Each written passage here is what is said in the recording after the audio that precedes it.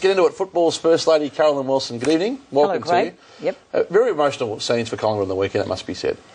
Yeah, there were, and it was wonderful that they got up, and it was an amazing effort given how the pressure they were under all the week. I mean, it's going to be more pressure, I think, on them again going to the funeral on Thursday and then heading straight for Sydney. But I think overshadowed in everything, Gary, has been the performance of Nathan Buckley, not only in the last week, which has been exemplary, but I reckon all season. We're going to let you expand on that shortly, Caro, but let me introduce Grant Thomas first of all. Tomo, yes. All-Australian team will be announced very, very shortly. Are you a fan of the concept? I'm a fan of the All-Australian team, but I think it should reflect performances of individuals rather than the approach of picking positions, which I think in this day and age, the game played as it is, we can't get anywhere near right. Let's cut to the chase. We'll talk about it later. The selectors have got some of those decisions horribly wrong. Well, we haven't seen the team in its entirety. We think we know a bit, Gary, and we'll be talking about it shortly. We'll pull no punches. But get back to Nathan Buckley. He's been under an enormous amount of pressure over the past 3 seasons. Sat in the shadows of Mick Malthouse, held his tongue, did it beautifully. Now the whole Mick Malthouse spectre has been raised again in the past couple of weeks, but again, held his nerve beautifully. And you, for one, and I think the rest of the footy world would agree, think he's been outstanding. Well, he's been outstanding, but he's just been so incredibly low-key. I mean, he hasn't... I mean, this win was not about Nathan Buckley. He's got them into a preliminary final in his first year as coach when it wasn't looking like that was going to happen. I know there were some board members and I reckon the CEO very relieved for Nathan that this has happened. It has not been about him from day one. You go back to the start of the season, the Wayne Carey rumours of player unrest, the Mick Malthouse talk about the game plan. Mick Malthouse all year sort of sniping away, you'd have to say. They wouldn't worry Bucks. I mean, he's his own man. Gary Purd, on occasion, has said a couple of things. Eddie has said more than a couple of things. The coach, who would be pretty disappointed at the disruption, certainly in recent weeks with the comments about Travis Cloke, said nothing. The pressure on him to change the Dawes and Cloke setup, his decision on Dawes and then bringing him back, even his comments on Saturday night about John McCarthy was so... He didn't wallow in the emotion. They cut to the chase for me, but they were just so brilliantly summing up the tragedy of the situation and the very small context of football. I've been so impressed. Would have been a very long summer, it must be said, without a finals win, regardless of how they got to that. And he had a lot of his best players back in really good nick. Ben Reid was one in particular who was in All-Australian form in 2011. The way he set up, Gary, against those Tools, and the task he had was significant. Well, I thought he was, if he wasn't the best player on the ground from where I sat, he was really close to it. And look, there was Darling and there was Kennedy and Cox and Nat Newey and Lynch, so they're always going to go tall down there. But he just reads the play so beautifully, Tomo. That's what I loved about him. He didn't take too much notice of his direct opponent when he thought he was in a better position. I reckon it takes great confidence and maturity to say, no, I'll go where I think the ball's going to go. Yeah, he played footy. Balls kicked, in front, first to move, and he initiated, didn't hesitate, got a good result, and his fact that he didn't hesitate in those contests put him in the best position to make the first move, and I thought he was absolutely pivotal in their win. Critically important, given Nick Maxwell's out of the side, could play on his brother Sam Reid this week in what will be possibly the most important matchup of the game. The other one was Darren Jolly, who comes up against Cox and Nat Newey, maybe the All-Australian ruckman, we'll find out a little later. He's just a warhorse. He competes. He prefers it. I think we spoke to Nathan Buckley on Triple M pre-game and he said, look, he's one of those blokes that prefers to ruck. He just wants to be out there, and he eventually wore him down in the end. They couldn't expose him. He was fantastic. His form wasn't great going in, Gary, and one out, as you mentioned, against the two best in the competition. He'll need to continue that for them to be any chance again this weekend, but he certainly set them up. So too did Daisy Thomas. Plenty of criticism of his finals. His third quarter kicking 3 goals really set them up. Broke the game open. It was a daisy in full bloom, Caro. I went with that Saturday night. He had struggled a bit. Gary. Thank you. And look, Embley was the player, and we'll talk about Embley. But he just had a 7-minute burst there that it changed the whole game. I mean, half-time they went in, they were looking good, Tomo. All the stats and the numbers would suggest they should be in front, but they weren't, and they had to get in front, and Dale Thomas did it. Well, he had to deliver sooner or later. I think we've been waiting and anticipating for him to do that, and I think Pendlebury had borne enough load for the team. He was absolutely incredibly good. And Thomas had to sort of give him a little bit of a chop out, and he gave a great burst there to hopefully allow him to go on this week. Remembering that I think his last game against Sydney up there was brilliant as well for memory. He was a little cheeky afterwards when he was seen rubbing his stomach. We asked him today just what all that was about. Yeah, I've got a few whispers from the boys that I was referred to as fat a couple of times during the week, so I didn't get missed by too many things or too many media outlets during the week, so it's always nice to shut a few people up. It's amazing how players get told of criticism that no one else has heard of to inspire them. I've never heard one person suggest that Dale Thomas was fat. I reckon one of his teammates was trying to rev him up. Well, I got such admiration for the players because they were the ones under the pump and had to go out and get the job done. Their midfield was fantastic. They started kicking goals, Tomo. And look, under enormous pressure, the resilience of the group shone through again. And I mean, it's a huge footy club that we get caught up at times with Buckley and Malthouse and the high-profile president and the CEO even. It's the players for me that I admire enormously, and the way they handled it and the way they were able to hang in there, I thought it was just a fantastic sign of a team that have got great self-belief and character. Are they better with their backs to the wall? Like It appears so. Their performances interstate say that. Yep. Their performances against adversity say that. I mean, I think they're a team that has got an enormous belief in each other, and they really galvanise when circumstances aren't necessarily in their favour. And I think we've been waiting for this performance, and I think it's pretty much look out Sydney from here on in. Like it's they're in a really good place now. I reckon they were only 6 or 7 out of 10 to their capacity the other night. They didn't play anywhere near as good as they could. They still had a lot of guys down, made terrible decisions, didn't get the reward for their effort. The intensity was up, though. But the intensity was fantastic. The gang tackling, the manic pressure on the opposition, and if they are able to take that into the Sydney game, as well as that, clean up their ball use and decision making, they'll be very, very hard to beat. And I think Hawthorn will be a little bit more worried than they were a week ago.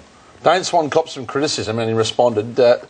In part from Tony Shaw, let's listen to what the former Collingwood coach had to say. I think he has been playing selfish footy. I think he believes that possession is your job. And I don't believe he's had enough defensive side of his game to be, I think, the coach to be happy. And I don't know that... Would Bucks be of that opinion too? I think he would be. That was last week from Tony Shaw. Today we put that to Swan for a response. Yeah, no, I didn't, but I've been doing that my whole career, mate, so if he's just picked that up now, he probably hasn't been doing his job as a commentator, has he?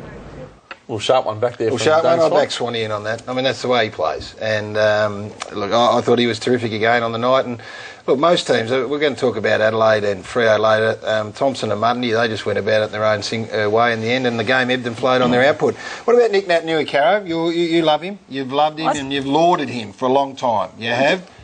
Oh, true. Well, I still do. He didn't have a great final. Does he get the job done consistently enough and over here in Melbourne? I know he's only young and he's 22 and he may be the most exciting player, talent-wise. It's too early. It's too early to, I think, overly criticise Nick Naitanui, but the fact is he was disappointing on Saturday night, Gary. You're absolutely right. Why have you identified him, Gary? He's not consistent enough yet, but he is very young, and the way he plays with those bursts of brilliance, it'll be 25 before I think he really becomes a consistently great player. But, gee, I'd still love to have him on my team, Gary, as I'm sure you would. You're hard on this kid, Gary.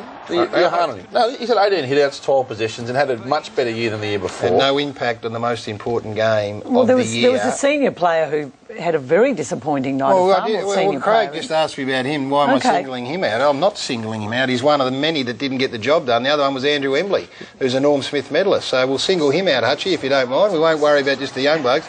This is him trying to chase Dale Thomas after Dale Thomas had already kicked a goal on him and just went the wrong way. Didn't want to run hard enough, didn't want to work hard enough. I mean, everyone knew that Dale Thomas was going to light the place up. He needed to be aware of that. Critical time, look at that, 15 minutes. They're up by 2 points, and then about 20 seconds later, we all make blues in footy, but this one will come back to haunt Andrew Embley. He's been a wonderful player, has been a wonderful player for a long time, but he had a night that John Worsfold really shows emotion in the coaching box, but that almost pushed his button over the top. They had 2 free players through the middle of the ground. What do you put that down to, Tom? That's a professional footballer.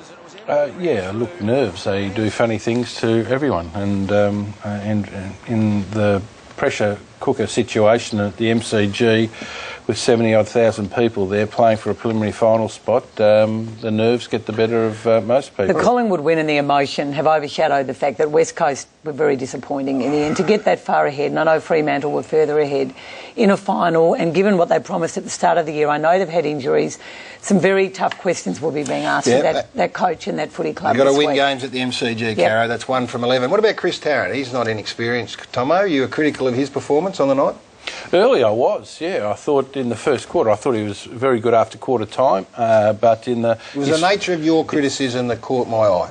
On Twitter, Right. I think it was. Okay. You suggested that he wasn't trying. Yeah, well, I found that thought his first... if you thought it was staggering, you'd have some vision for me, wouldn't you? Well, have we got some vision, Chris? I don't know. I don't read these things. No vision. Oh, what a shame. Well, I would have been doing his tape this week if I was coach, and I would have showed him 2 incidents in the first quarter where he was less than acceptable in his effort. One was a half-hearted, one-handed attempt to tackle, and the other one was a very laconic approach to a contested ball. In a knockout final at the MCG, you better bring your A-grade attitude. I was critical on the night of his commentating as well. I thought he was really poor the first 10 minutes. He turned it around to his never credit. once thought he didn't go out and not try.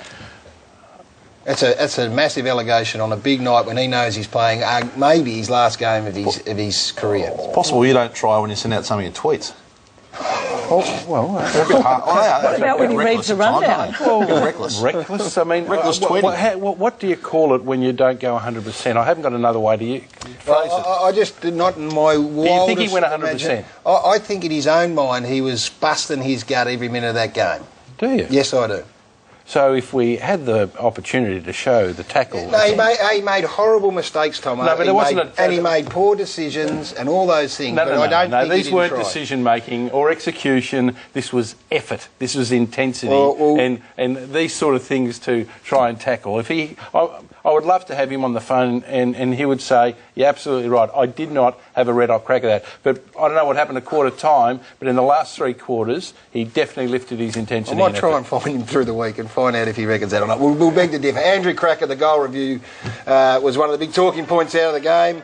The umpire, the boundary umpire, your man on the point post there, Tomo, was shaking his head. He didn't think the ball had gone over completely.